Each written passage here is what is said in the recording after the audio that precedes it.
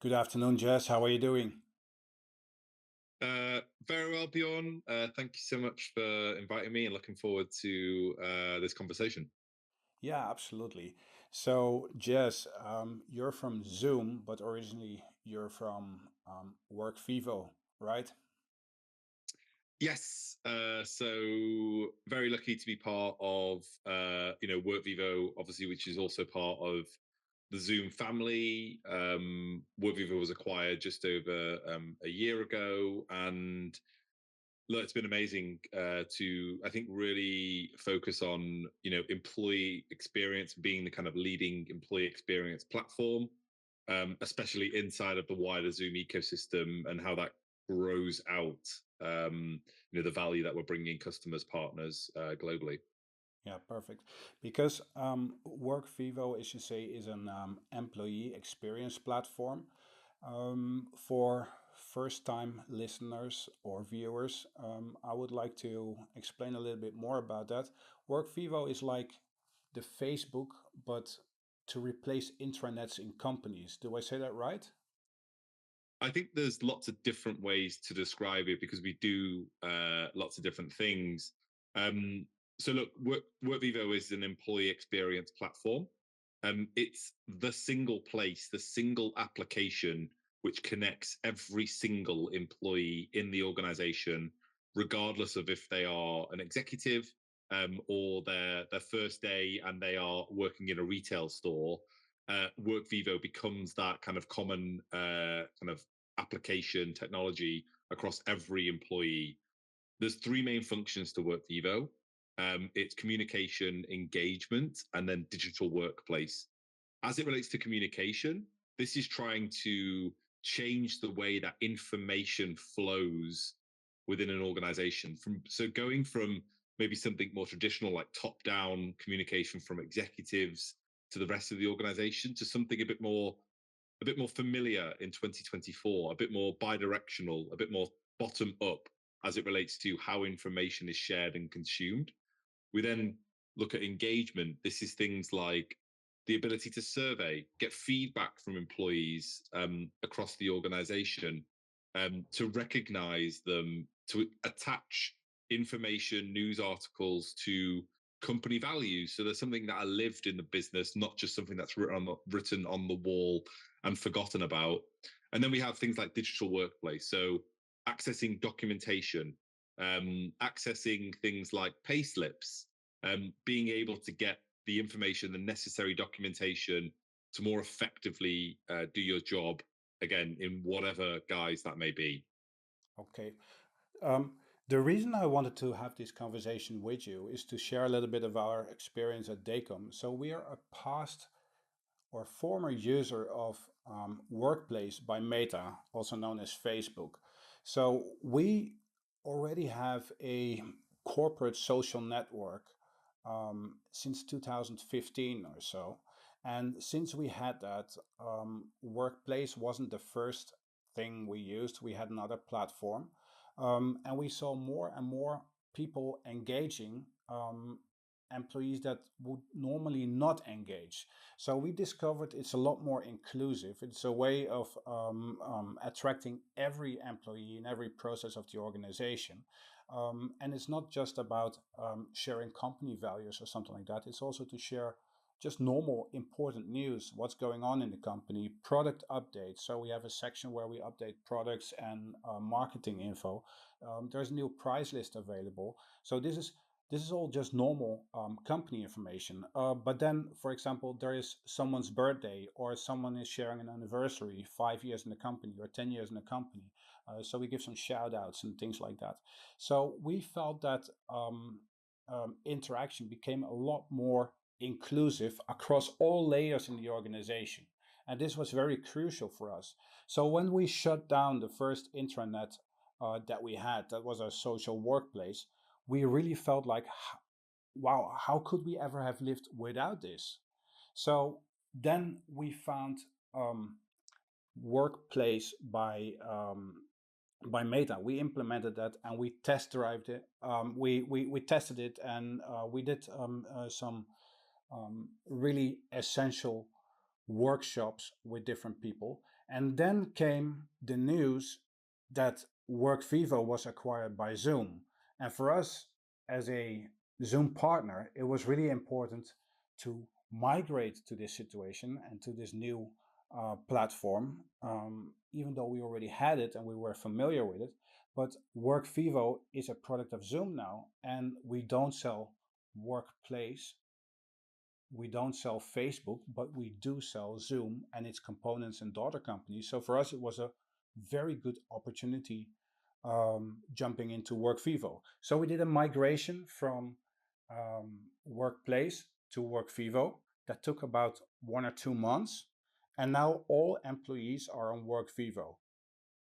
So we have different locations, different segments in the company, different countries included, because we're dispersed across a couple of countries in Europe, and we have multiple participants from different regions. So we share a lot of corporate information, of course, but also things that are on the edge of private and business. So people get to know each other a lot better from a different angle. Um, how do you see that evaluating in other companies? How do they use it? What are the key components to these things? I think that's a really great anecdote and story as well. I think to just bring it home, and I think a lot of times when we look at a platform like Workvivo and employee experience on the whole, it's really trying to understand what are you ultimately trying to achieve within your employee base, like what experience are you trying to drive and deliver for them, and what can a piece of technology ultimately unlock within that overall plan. I think we see, and you'll be able to go on to the Workvivo website and see some just incredible organizations that use Workvivo. Ryanair, for example, obviously, Europe's largest airline, they have their employees in lots of different environments. Some of them are thousands of feet in the sky, and that's their office, quote unquote. More people who may be in maintenance or customer service, serving customers every single day. So the requirement for a mobile first consumer grade piece of technology to get into the hands of employees is large in those kind of organizations similar to that, because not everyone will have access or require something like email. We are more desk workers, me and you. So we're probably, at our desks for the majority of the working day. We have access to things like email, but also things like Workvivo. And I think what we find is for a lot of organizations, Workvivo is really their only interaction with that organization. So it's the only touch point they have from a digital sense with the business, especially in some of our large organizations. So I think it's really trying to craft those experiences and understanding, like, what are you currently doing as it relates to employee engagement or communication, or how people access documents, how they access their pay slips, how they connect and have conversations with colleagues, or whatever it may be. Think about those experiences on a day-to-day basis and think to yourself, like, is there a technology gap between wanting to achieve that and being able to achieve that? And if there is, that's where the conversations, I think, get really interesting. Okay, cool. Well, the way we at DEKOM have implemented Workvivo is a platform to connect users, different people in different layers of the organizations. We use the document management section, so we have updated and fresh documents that are available to everyone, regardless place, because as you say, it's also available on mobile. We also try to create a little bit of a mobile first society within our company, and make sure that information is always fresh and accurate. However, the most important reason that I wanted to implement Workvivo as a general manager of a company is to reduce the flow of emails. What is the feedback that you get from your customers about how Workvivo helped an organization decrease the number of emails that they receive on a daily basis? I think it's a really interesting point, and I think ultimately it goes back to a point that I made earlier about how information flows within an organization. I think, I guess, the traditional way that communication was done for so long was very much top down. So there'd be, the leadership or in a particular department or in an organization would send a comms to everyone, updating them on policy or maybe there's company results or a change or something that's going to happen within the business. That would typically be top down, and then it'd be very difficult for everyone in the organization to uh, share their feelings towards that or provide feedback, or it wasn't bi-directional. It wasn't able to do that. And actually what we find with email, I think in general, which is probably a bit of a wider conversation, is typically not everyone in the organization will have email, especially when you get to big organizations. Typically, there are lots of emails, as you mentioned. So getting critical communication within it is hard. When you have to do things like acknowledge an email, it's really difficult to actually have that feedback mechanism in place.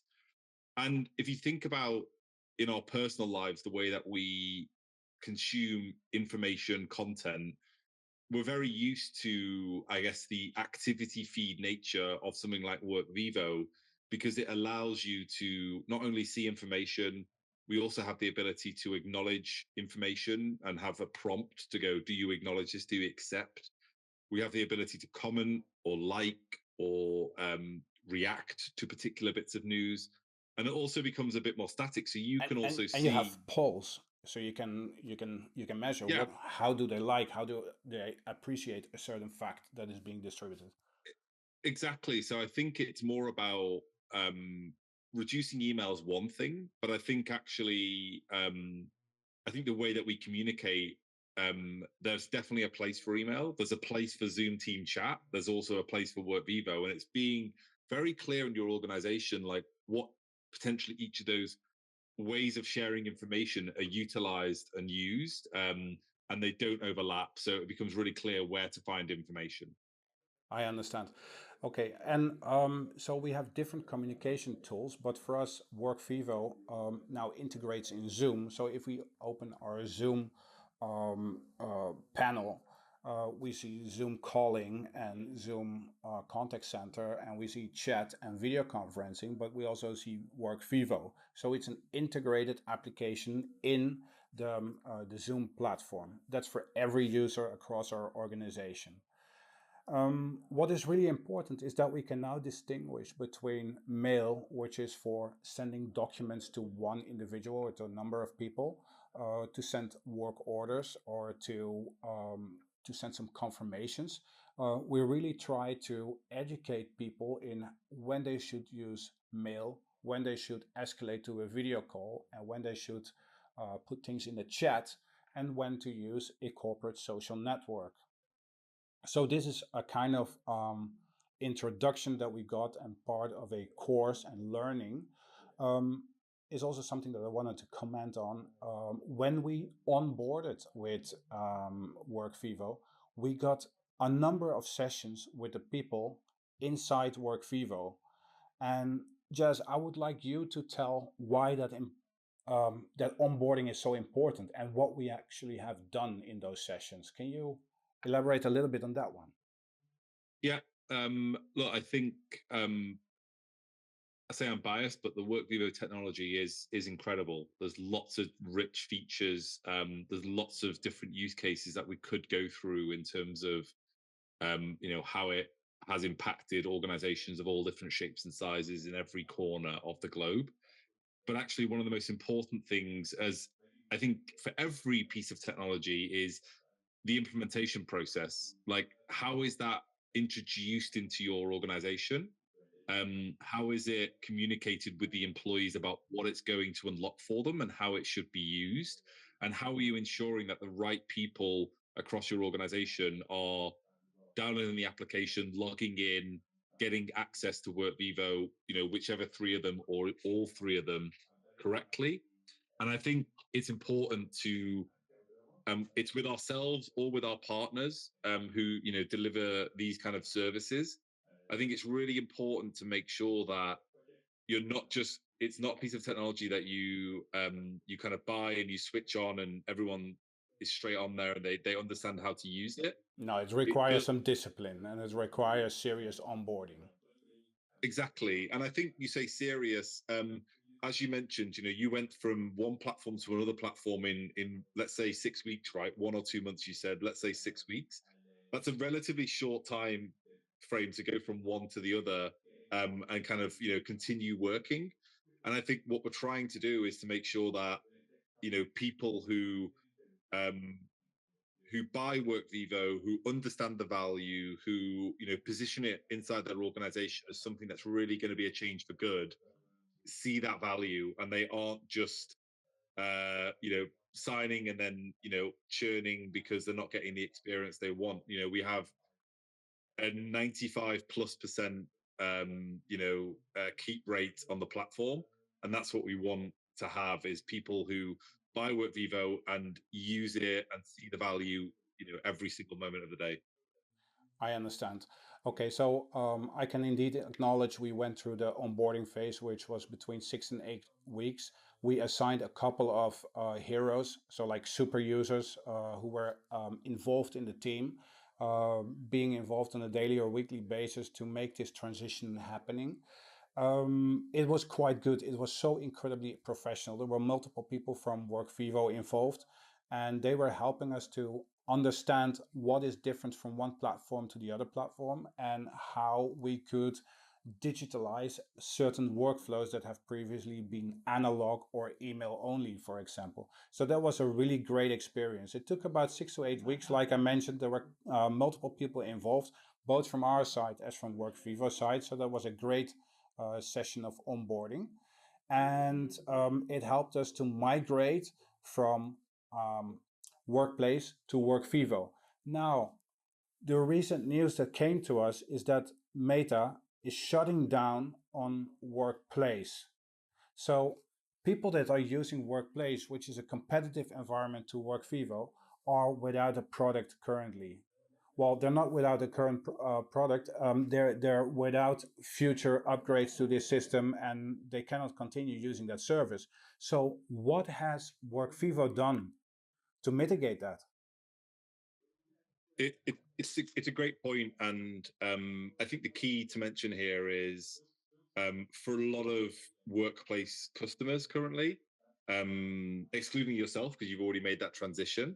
Um, Frankly, this kind of time period is a bit uncertain, and it's also potentially something that they didn't have on their radar, or their kind of their plan for the next 12 months or however long.